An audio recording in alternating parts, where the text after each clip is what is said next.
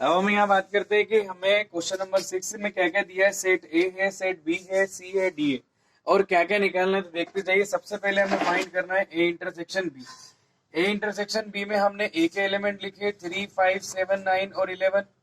दूसरा हम इंटरसेक्ट कर रहे हैं, इस इंटरसेक्शन किसके साथ निकालेंगे, 7, 9, 11 और 13 के साथ निकालेंगे।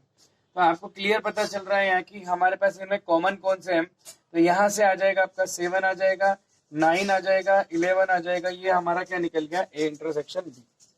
दूसरे की हम बात करते हैं, दूसरा क्वेश्चन हमारा बी इंटरसेक्शन सी है। तो बी इंटरसेक्शन सी में कैसे निकालेंगे, पहले बी के एलिमेंट 7, 9, 11, 13, ये तो हो गया बी। इंटरसेक्शन सी, सी की बात करते हैं तो 11, 13 और कौन आ जाएगा 15। इन दोनों में कॉमन कौन है, तो इन दोनों में कॉमन है आपका 11 और 13, ये आ जाएगा। थर्ड की बात करते हैं अपन, थर्ड में थर्ड हो गया हमारा ए इंटरसेक्शन इंटरसेक्शन सी, और इंटरसेक्शन और कौन हो गया, डी हो गया। तो हम बात कर रहे हैं सबसे पहले ए इंटरसेक्शन सी निकाल लेते हैं। क्या हमारे पास ए इंटरसेक्शन सी है, तो ए इंटरसेक्शन सी हम अलग से निकालना क्या है, A intersection C intersection D. हमने निकाल लिया पहले ए इंटरसेक्शन सी निकाल लिया। सिंस ए इंटरसेक्शन सी, ये क्या हो जाता है, ए इंटरसेक्शन सी जो है हमारे पास ए के एलिमेंट है 3, ए के अंदर 3, 5, 7, 9, 11। और हम बात करते हैं इंटरसेक्शन सी की, सी में हो गया 7, 9, 11, सॉरी सी की बात करते हैं 11, 13 और हो जाता है 15। तो यहाँ पर एक बात आ रही है कि हमको कॉमन देखना है। तो आपको पता चल गया कि कॉमन कौन कौन से कॉमन दिखाई दे रहे हैं इन दोनों में। तो यहाँ पे आपका पहला 11 मिल जाता है, और तो ये 11 ही ओनली ऐसा है यहाँ पर जो कॉमन। फिर इसके बाद करते हैं, यहाँ पर और कोई कॉमन नहीं आपको दिखाई दे रहा है।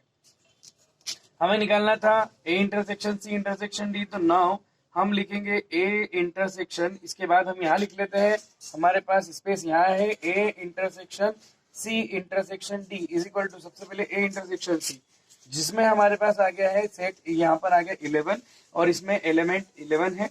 और इंटरसेक्शन इसका डी के साथ निकालेंगे, डी है आपका 15, 17, ये हो गया 15, 17, ठीक है।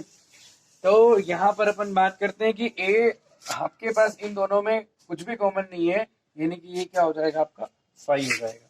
तो इस तरीके से बेसिक क्वेश्चन थे 3 क्वेश्चन। इसके आगे आपको होमवर्क में करने हैं छोटे छोटे question. Question number 4, question number 5, question number 6 में आपको यहाँ से सॉल्व करता हूँ। क्वेश्चन नंबर 6 में हम देखते हैं क्वेश्चन नंबर 6 क्या होगा।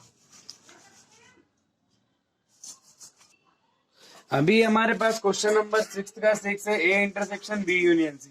पहले हम फाइंड कर लेते बी यूनियन सी। तो बी आपका आ गया 7, 9, 11, 13, और यूनियन आपका आ गया सी 11, 13 और ये आ जाएगा आपका 15। इनका यूनियन फाइंड करेंगे, कॉमन कौन है इसमें, 11 है, 13 है और कोई कॉमन नहीं, 2 एलिमेंट कॉमन आ गए। ए इंटरसेक्शन हमारा हो जाएगा बी यूनियन सी। हम बात करते हैं what is a. A contains the 3, 5, 7, 9 and 11 and intersection B union C is 11 and 13। That is, इसका हम इंटरसेक्शन निकाल रहे तो हमारे पास ओनली द एलिमेंट आएगा, वो कौन सा हो जाएगा, एक सेट जिसके अंदर एलिमेंट 11 आएगा। ये हमारा निकल गया A intersection B union C निकल गया। इसके बाद मैं आपको समझा देता हूँ क्वेश्चन नंबर 9।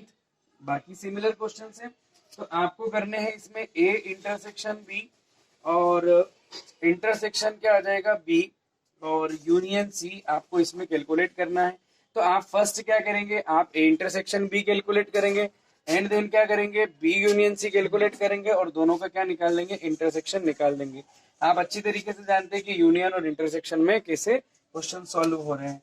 इस तरीके से आपको क्वेश्चन नंबर 3 तक आपको एनसीईआरटी के जो एक्सरसाइज है 1.4 का आपको क्वेश्चन नंबर 6 ऐसा सॉल्व करना है। अब हम देखते हैं क्वेश्चन नंबर यहाँ पर 7 की बात करते हैं। जब क्वेश्चन नंबर हमारे पास दिखेगा आप 7, अभी बात करते हैं अपन क्वेश्चन नंबर 7 की। और क्वेश्चन नंबर 7 में आप देखिए कि हमें क्या क्या दिया गया है और क्या क्या फाइंड करना है।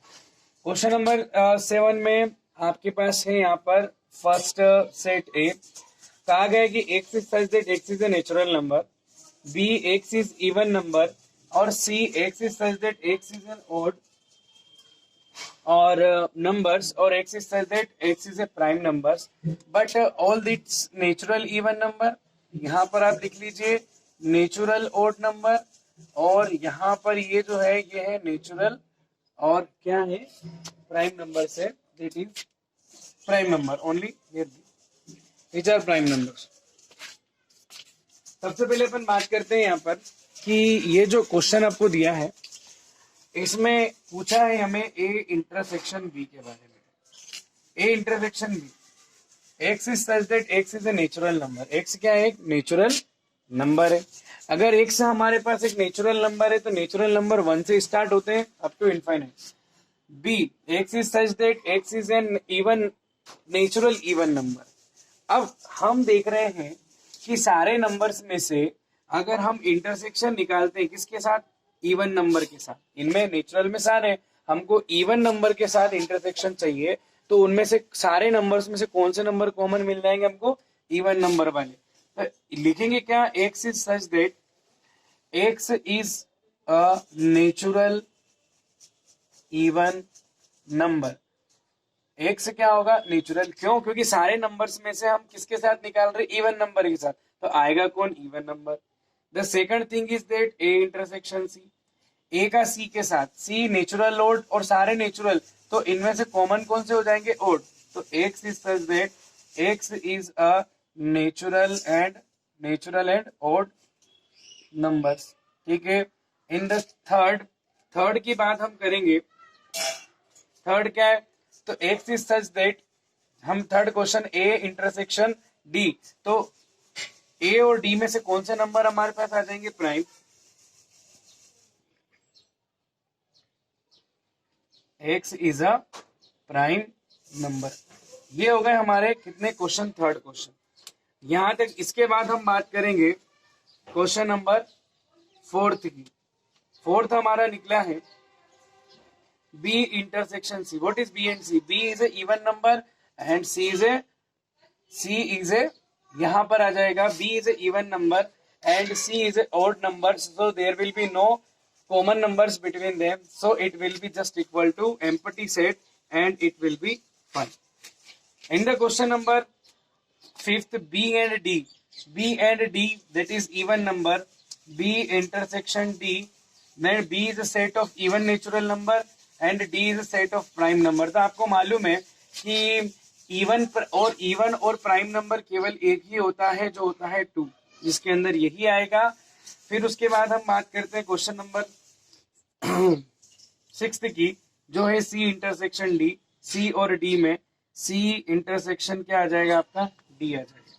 तो हम यहाँ बात करते हैं C. What is C? C is a x is such that x is a natural odd numbers and it is x is such that x is a prime number. ये नेचुरल ऑड नंबर का set है और यहाँ पर आ जाएगा आपका x is such that x is a prime number. तो लीस्ट प्राइम नंबर तो होता है 2, है ना. इसके पहले 1 को हम प्राइम नंबर नहीं काउंट करते हैं, तो उससे बड़ा जो भी होगा तो ये क्या आ जाएगा? X is such that x is N. दोनों की हम बात करते हैं यहाँ पर. X is such that x is N odd और आ जाएगा आपका प्राइम और क्या आ जाएगा? नंबर. इसके अंदर सी इंटरसेक्शन डी में जितने भी ओड प्राइम नंबर्स होंगे वो सारे के सारे हमारे पास यहाँ पर हमको मिल जाएंगे. वो ओड नंबर का सेट था, ये प्राइम नंबर, तो ओड प्राइम्स जितने भी होंगे सारे के सारे हम कहाँ ले सकते हैं? इसके अंदर ले सकते हैं. तो इस तरीके से हमने क्वेश्चन नंबर 7 के जो 6th क्वेश्चन थे सारे क्वेश्चन को यहाँ पर क्या कर लिया है? सॉल्व कर लिया है. अब हम आगे देखते हैं 6th क्वेश्चन के बाद 7th क्वेश्चन के बाद हम क्वेश्चन नंबर 8 को सोल्व करेंगे. क्वेश्चन नंबर 8 में हमें क्या मिलता है? हम बात करते हैं यहाँ पर क्वेश्चन नंबर 8. हमारे पास क्वेश्चन नंबर 8 में बहुत सारे क्वेश्चन है. उसमें पूछा है कि इन दोनों सेट में से, इन जितने भी हमारे पास क्वेश्चन उनमें से दोनों सेट कौन से ऐसे पेयर्स हैं यहाँ पर जिनमें ये दोनों डिसजॉइंट सेट्स होंगे. डिसजॉइंट सेट्स में बता देता हूँ आपको क्या होता है कि दो सेट का अगर इंटरसेक्शन अगर क्या हो 5 हो, यानी कि दोनों में कोई एलिमेंट कॉमन नहीं हो, तो ऐसे सेट्स को हम क्या बोलते हैं? डिसजॉइंट सेट बोलते हैं. तो इसके लिए क्या करेंगे? हम इंटरसेक्शन भी निकालेंगे. अगर वो 5 आ गया तो डिसजॉइंट सेट नहीं होंगे.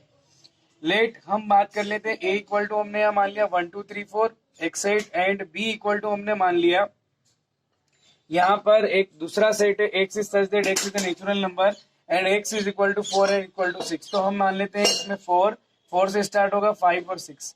a इंटरसेक्शन b हम यहाँ निकालते हैं, तो a इंटरसेक्शन b जो होगा हमारा वो होगा यहाँ पर देखा जाए तो हम इसमें से कॉमन क्या ले सकते हैं, कॉमन एलिमेंट है 4। तो इसका मतलब ये है कि हियर यहाँ लिख सकते हैं a intersection b is not equal to 5, therefore both the sets are not disjoint sets. ये दोनों सेट्स डिसजॉइंट सेट्स नहीं हो सकते। तो इसी तरीके से आपको क्वेश्चन नंबर 8 को सॉल्व करना है।